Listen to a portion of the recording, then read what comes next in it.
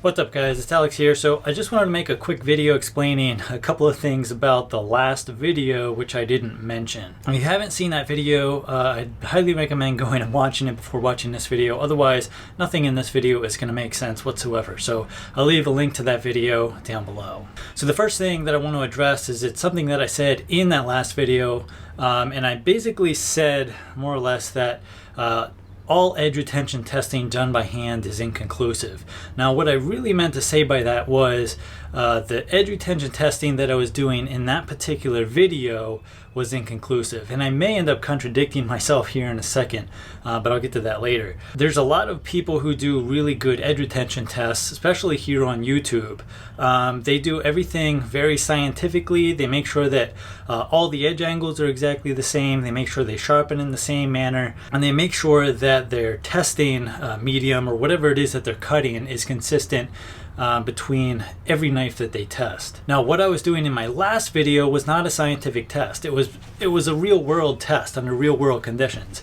I used a knife exactly how anybody else would use a knife. I sharpened it freehand, and I think that is how 99% of knife users end up using their blades. They use them as knives in the real world.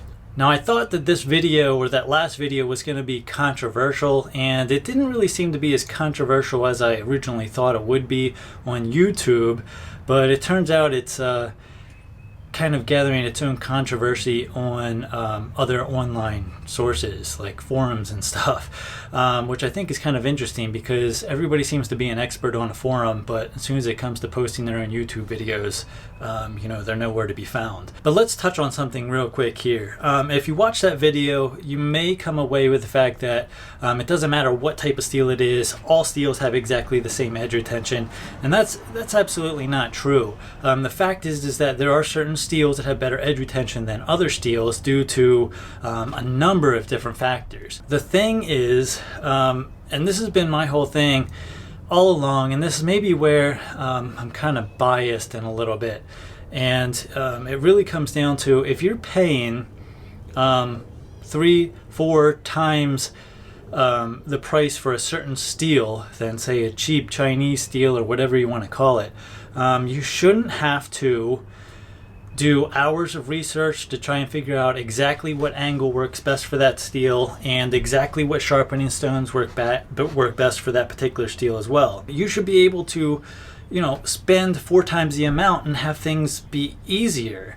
But basically what you end up having to do, according to some of these comments, is you have to sharpen at a certain angle, you have to sharpen on a certain stone in order to get the most out of that steel.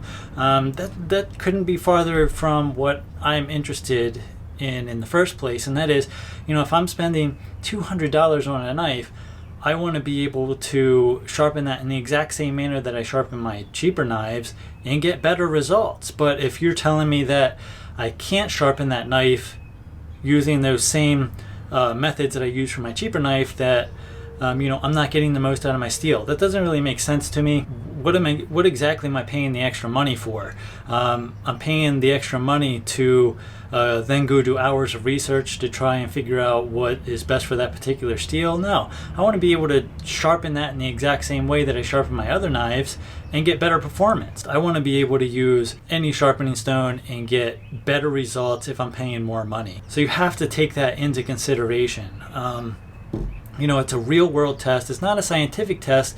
And that may, for some of you, say that my results are inconclusive and there's absolutely no way that you should pay attention to them. But I think what it does go and prove, and this is where I go back and say that my test results weren't inconclusive, and this is where I'm saying that they are conclusive, is that, for the majority of users, it's going to be really difficult to tell the difference between some of these steels unless you do go back and spend hours and hours and hours of research and trying to figure out what angles work best and what sharpening stones work best. Do you need diamonds? Do you need silicate carbide? Do aluminum oxide stones not work?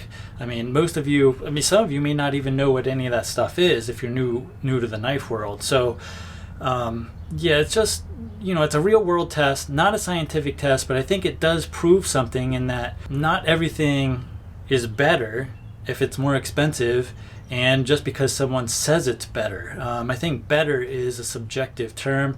To say that S30V is better than 1095, I think is, I don't know. I think it depends on what you're using it for. I think it depends on what you want in a knife.